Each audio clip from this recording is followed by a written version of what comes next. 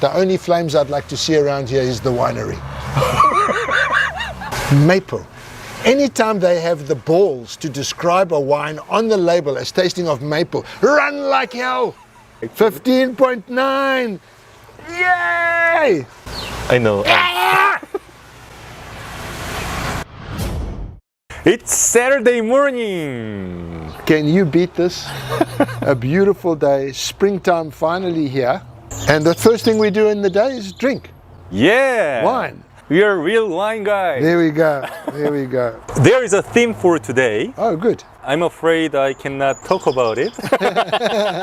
So I have to figure out what the theme is. Yeah. Okay. I've been interested in this theme for a long time, but I've never done any real tasting, formal tasting with this theme. Okay. There are 6 red wines, and they're all connected. In some mysterious, magical, sneaky, slimy way. Yeah, right. That's the theme, Peter. And I've got to figure out what that is. All right then. Okay, then shall we start? Absolutely. If not now, then when? We have to start now before I get thirsty. Because when I get thirsty, then I drink too much and I forget what I'm tasting. So we have to start before I get very thirsty. In that case, I can come back tomorrow. I was scared of that. So you're going to pour all 6 at once? Yeah. Okay. Okay, first wine, second wine, Thanks. third wine.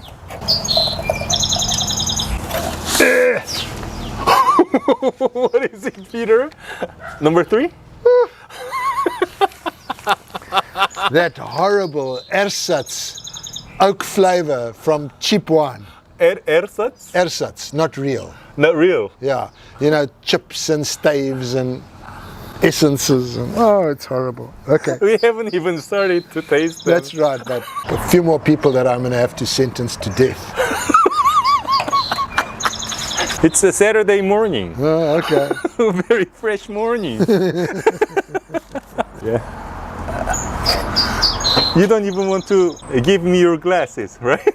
Oh, sorry. It's all right. No, Just- but if you keep putting shit in them, no, I don't want to. How do you spell ersatz? Ersatz? Ersatz. It's a Yiddish and it's a German word. It means not real, artificial. For example, during the Second World War, they made coffee from chicory and ground acorns and not coffee from coffee. That would be ersatz coffee. Oh, okay. You saw it? Be with us, stay with us, then you can learn lots of things. Yeah, there you go. Not only the wine, but other Exactly. things too. All right, shall we do this? Okay, let's do this. All right, let's get through it. This is like taking a sledgehammer to the palate and saying, we know that you've spent a lifetime trying to figure out the nuances of Grand Cru Burgundy. Mm-hmm. So now we're going to give you 6 glasses of absolute horseshit. Absolute what? Horseshit. Horseshit. I did write shit here, but I didn't write horseshit for anything. I never thought about that. I'm gonna change some of them. Yeah. Actually, that's really an insult to horseshit. Oh yeah, that is true. I really agree. You keep tasting though. Yeah, trying to do our subscribers justice to let them understand that we are not snobs. Okay? We taste everything very, very seriously. Yeah. And that our primary responsibility is to figure out quality. Yeah. And if we can play the party game, that is the blind tasting, great. Sometimes we can, sometimes we're less successful. But the key is quality. So that when the people go out and they buy these wines, the question that they ask themselves is not, do I like it? Of course, it's very important. But the question is it good wine? Because we're trying to educate. Right. And so those are very often different answers. And so, but I do feel like I need to taste the wine so that I can be faithful in exactly the same way that I would taste these wines if I thought they were first growth Bordeaux. Hard on my liver. So did you finish the tasting? So your eyes got red a little bit. I was crying. Peter, so what do you think about the wines? So in general, actually, given the shameless pandering to common taste, to making wines that have got high alcohol, which taste sweet, wines that have got residual sugar, which taste sweet, wines that have got all the faux oak, which people think they have to have. Given that, they weren't that bad. As a genre, over-oaked, ugly, abomination wines. As a genre, these are probably up there with the best of the genre. They insulted the people that would taste the wines. They said, we don't trust you. You don't know anything. You're really stupid. We are going to beguile you with high alcohol, which is sweet, with faux oak, because expensive wines are oaked, and with sugar, in addition to the high alcohol, with residual sugar. To me, these are all California abominations, every single one of them, okay? You're right. Yeah, absolutely. I mean, that's California abominations. Now, I don't know what your uniqueness is about that, but these are California abominations. They're Bordeaux varieties.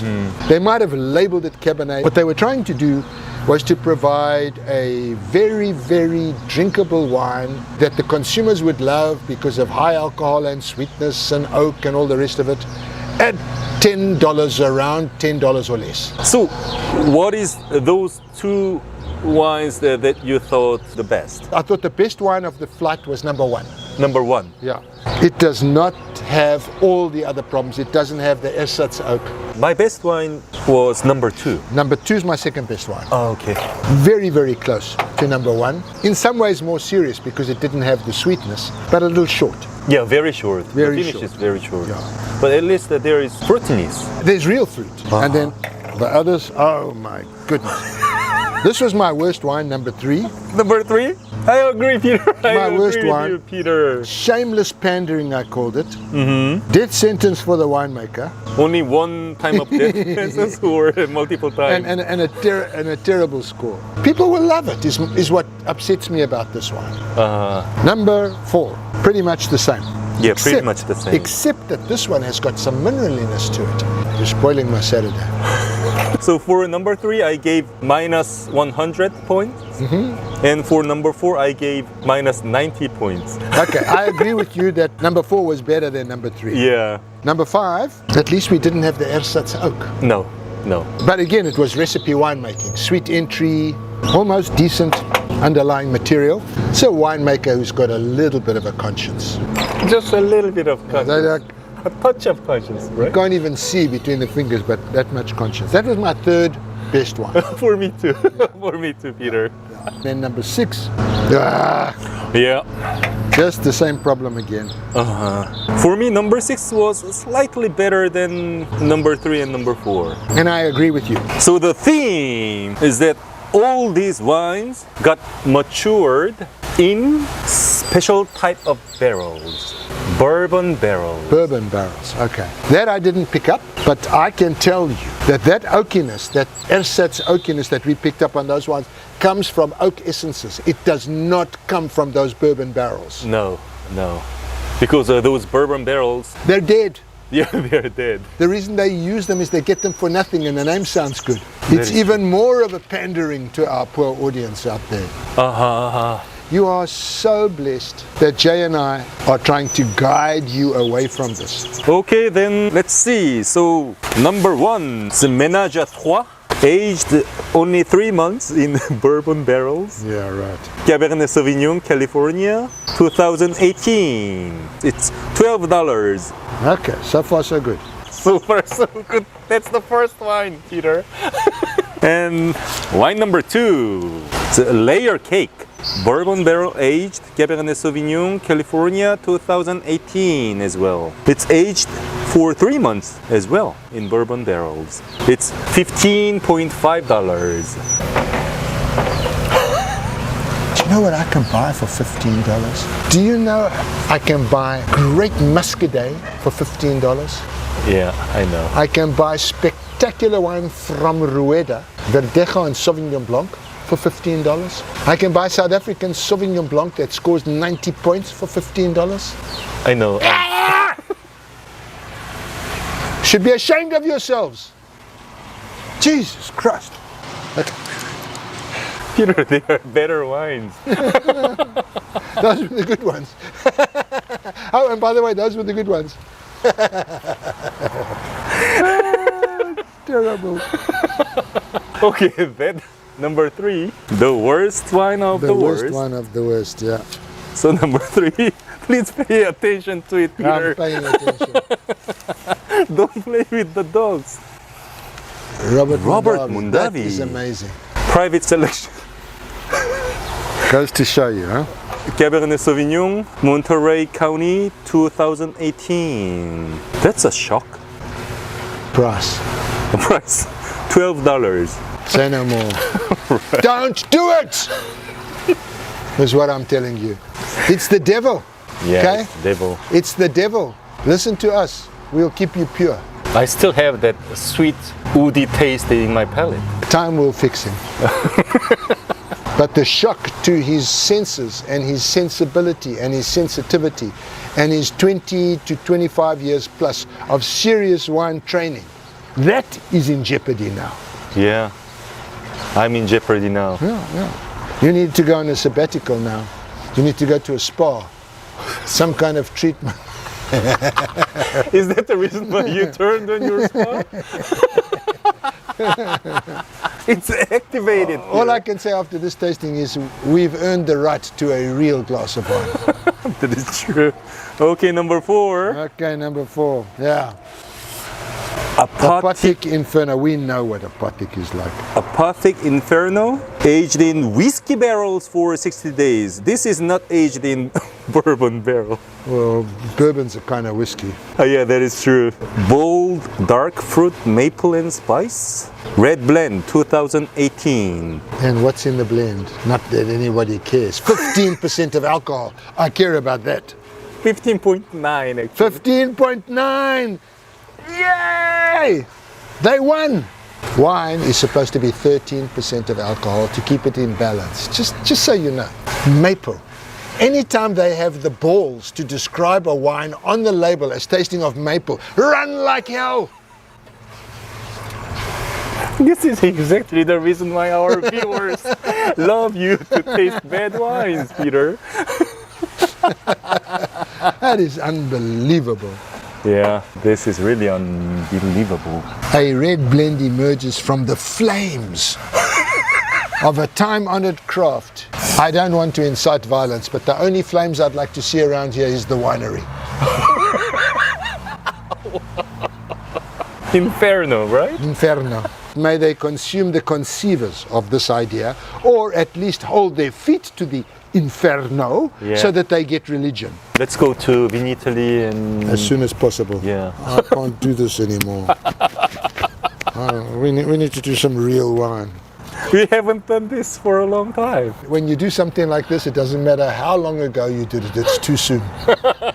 Okay, number 5. Are you ready? This was the third best. Yeah, for me too. It had nothing on the nose versus that horrible ersatz nose character. Yeah, I agree. So number 5, it's 1000 Stories. Bourbon barrel aged, prospector's proof, Cabernet Sauvignon, 2017, California. It's only $17. The last one. Ba-ba. Ba-bum, ba-bum, ba-ba. It's The Collection. What a name. Bourbon barrel aged, Cabernet Sauvignon, 2019, California. Beautiful label. Yeah, beautiful label. Price is $9. What was your objective? Actually, the wines aged in bourbon barrels, they're quite popular these days. Yeah. They're quite popular. And the first wine aged in bourbon barrel, I think, was created in 2014. So it's only 7 years ago. Let's think this through. Wine is a delicate product. We, Jay and I, are continuously looking for nuance, for subtlety, for complexity, sensations that titillate the palate, that get you ready for food, that make you marvel at the variety that's available in the world. Right? Right. Now we take bourbon. High alcohol stuff, right? Yeah. The stuff that comes out of bourbon barrels, because it comes out of the barrels before it has been watered down, is 70% proof or probably more, okay? It's really high alcohol stuff. How on earth is that supposed to improve wine? Plus, if you leave it in these barrels that have been used for 100 years, for 3 months, it's a container. I think it's fair for us to say that those that showed the most wood were the least good. Yeah. The most wood, the least good. Right? Right. It a good saying. Let's All together now.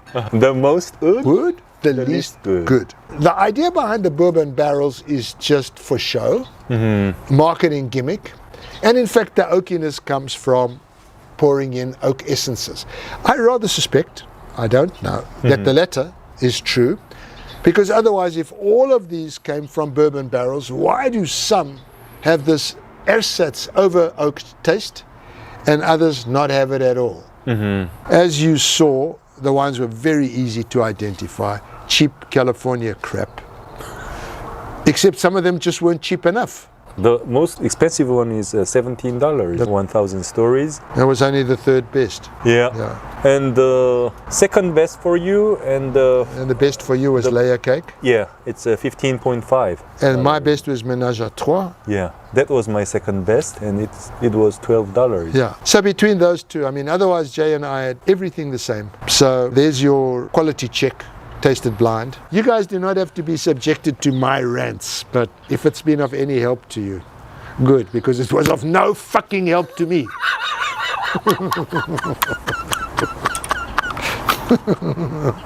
Please excuse me that I have ruined your Saturday morning, Peter. Your quiet Saturday morning. Last Saturday was better, right? No, No? not really. Just 5 first growths. But I think this is very valuable. It makes us understand time after time after time that our finest ability that all this wine training has done for us is the ability to assess quality. Yeah.